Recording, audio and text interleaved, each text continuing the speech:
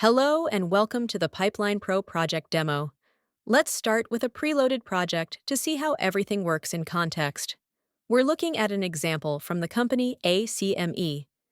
We can edit the company parameters using the Edit button to change the company name, the vendor code, which will be necessary for delivery to the client, logos, information, email, access permissions, Slack integrations, and other helpful elements.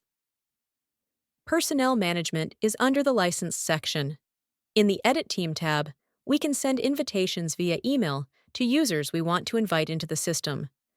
We can drag a person to a role based on the permission level they'll have within the system. Once this is done within the company, we can see a preloaded project. If we click on that preloaded project, it becomes, as shown here, the active project. All operations from now on will be performed on this one. My permission level within this company is currently set to Owner, meaning I have the highest permission level and access to all system areas. In the initial summary view, we'll see the most recently uploaded material, DCC statistics, and general project information. All tools are distributed across tabs based on the user's role, whether they're a worker, manager, or administrator in the pipeline system. By clicking the project logo, we enter the system's main part, the workspace, where artists begin their operations. Artists primarily use the workspace area. In the pipeline section, we manage system administration and pipeline configuration. In the Manage section, we find statistics and admin tools for producers. In the pipeline section, we first see a summary. It includes the naming convention, technical specifications of the project, and pipeline import-export tools. This allows us to create sandboxes and copy this pipeline for testing and trials. We can also provide pipelines in file format for testing. Project departments can vary from project to project and are designed to be independent from the company layer, allowing for greater usability. Here are the main tasks, the master tasks assigned to each department. By clicking one, we can edit the server folder name that will store its materials and the final file suffix according to the naming convention, along with color and task initials. In Asset Type, we define templates for assets based on the main tasks. We also determine the DCC to be used, rearrange task order by dragging, or add new tasks by selecting them and placing them in position. There is one template per asset type, one for shots, and others for sequences, episodes, etc. Validation systems show task states, not just their initials and colors, but also whether they belong to artists, supervisors, or managers. In the Assets section, we define which task will log work hours for the pipeline. The dependency map is primarily used for sending remote materials and synchronizing files in remote workflows. In the DCC section, we configure the entire pipeline. By clicking into DCC, we find customizable button panels where we can edit execution code, apply version control, and handle executions. Tasks can be selected by department or directly via the main tasks, blocks defined by task type. Here, we can preview material and see the tools available for each specific task. There are additional button panels and action blocks for scene builds, opening scenes, running checkers, and 3 publishing groups, each tied to execution code triggered at publication. Default templates are also available to assist with element creation. Here's an example: a builder action that currently performs a simple print operation in the back end. These can be edited and managed at any time. Beyond the pipeline, we manage personnel. We bring people from the company layer into this project and invite them here. Then, we assign them to departments and define their work permissions. We have work diagrams, pipes, logic engines. The logic system platform includes 2 preloaded logics, that showcase its automation capabilities. These logics are provided as examples, and in this case, they demonstrate a state change. When the modeling state changes to OK in, an action is triggered that updates the state of another task. Specifically, the rig changes to the OK in state. To understand how this works, note that the trigger for this logic is the transition from modeling to OK in. When this change occurs, the rig updates accordingly, exactly as defined in the logic. It's very easy to modify using a state change reader. You can also add new tasks with new states to extend the automation. This makes automation control extremely straightforward, allowing logical states to be expressed as practical usage examples. There are also sections for Kraken integration, server, webhooks, deferred storage, and API access, all geared toward TD and coding work. In the workflow area, we see a summary of team members and dashboards. The search engine lets us filter tasks by profile, e.g., searching for composition tasks marked for approval. These results can be saved as quick access buttons. Clicking on tasks takes us directly to them for corrections. We can also execute bulk actions on selected entities.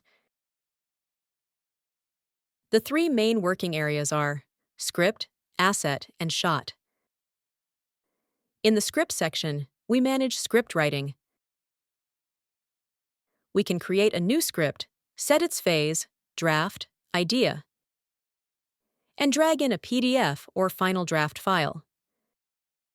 Dragging in a final draft file will automatically link it to asset naming. If the name isn't found, we can still create a direct reference and define the asset type, e.g., creating snow as a Class B prop. By clicking Create, the asset is generated, initialized, and its tasks are immediately available to operate on. Assets are organized into galleries by episode. We can navigate inside to view each asset's tasks, their review material, and make real-time corrections. We also see all files, published, under review, or web materials. Production control for assets is accessed via the side icon. We see each asset and its tasks, their statuses, and can navigate or assign users and change statuses with one click. The same applies to shots. The shot area shows an overview of Episode 1 by block or image view. We can select multiple tasks, assign people, or change their status. The Shots section works the same. We see Episode 1 in both block and image views, with videos of each shot. This general view creates a color script video of all scenes. Inside each shot, we can access layout, composition, and even the source code via the file tree. We can move between shots and sequences without using the main menu, navigate upward to sequences or the episode layer, and find tasks related to effects, editing, sound, and more. In Manage Shots, we see the full episode layout with all its shots and tasks.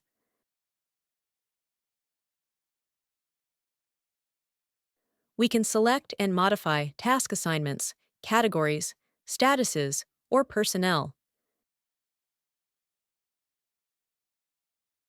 There's a visual effects gallery for VFX studios and a showroom area to collect review material for team discussion or client approval.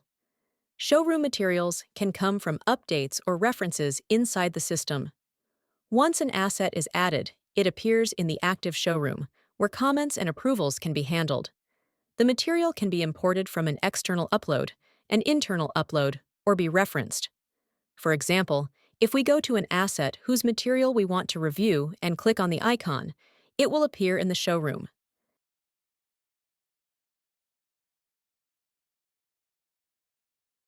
Inside the material, we'll be able to make reviews, comments, retakes, or approvals. The workload system gives a global view of production: what tasks exist, which departments handle them, and their current state. You can dive deeper to see personnel assignments if defined. In this example, we don't see any assigned tasks reflected because the users haven't been created yet, as this is a test project. However, these actions could be performed directly from this window, as shown.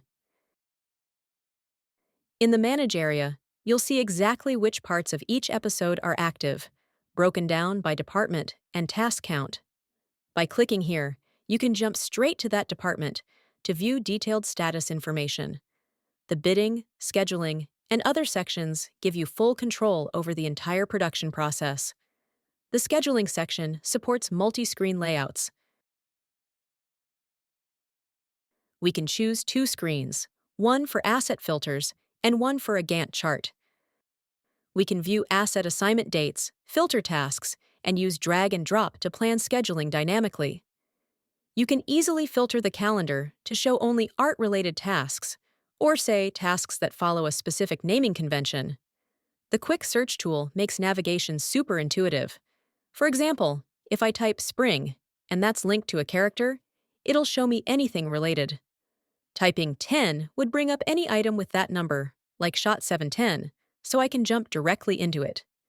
If I search for 200 days, it'll pull up shot 200, assuming it's tagged that way. Plus, each section includes a top menu for advanced actions, like assembling shots or running cross searches. Say I want to find a shot where two specific characters appear together. I just select the characters, and the system will tell me which shots they're both in.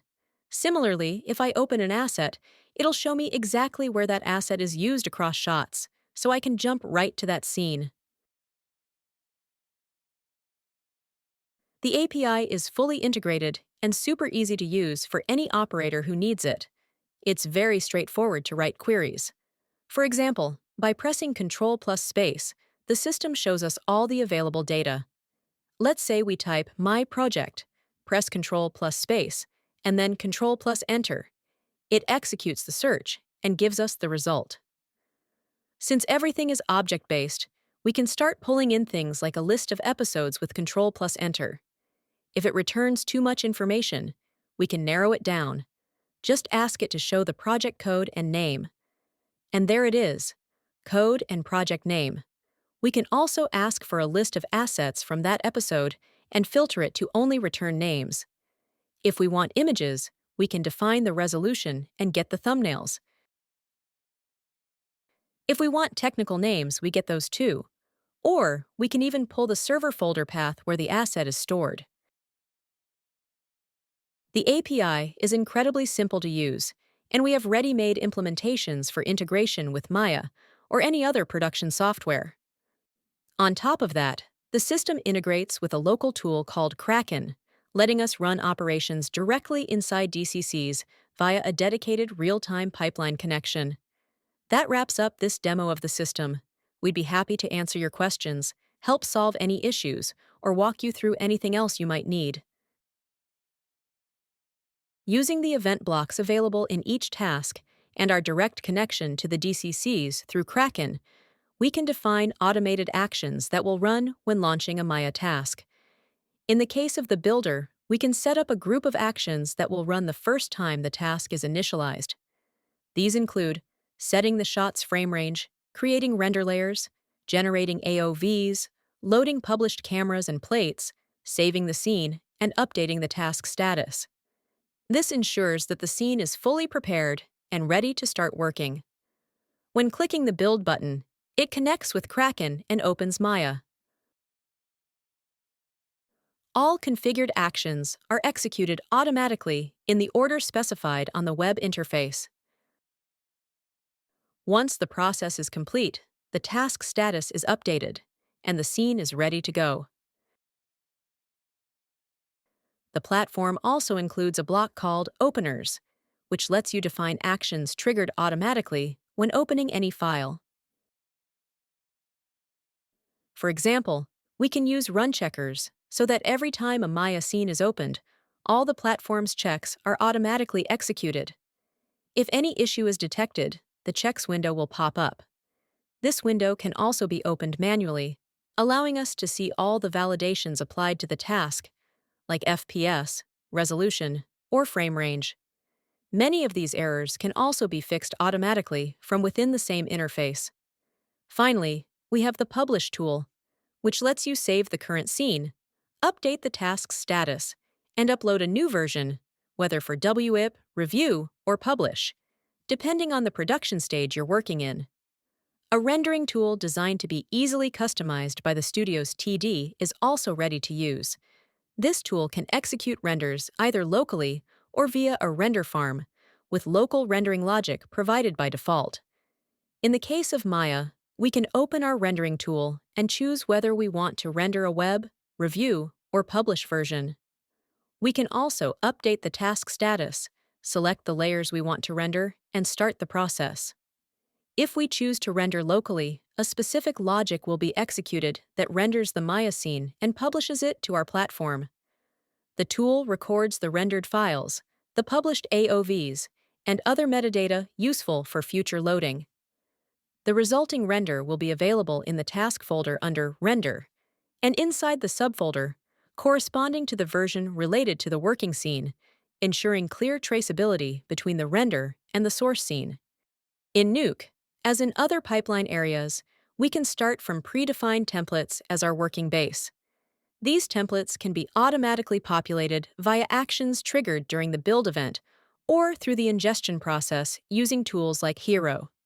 In this example, we start from a template that has already been filled in, setting the LUTs, CDLs, render output path, and loading Playac and Refadich versions directly into our script.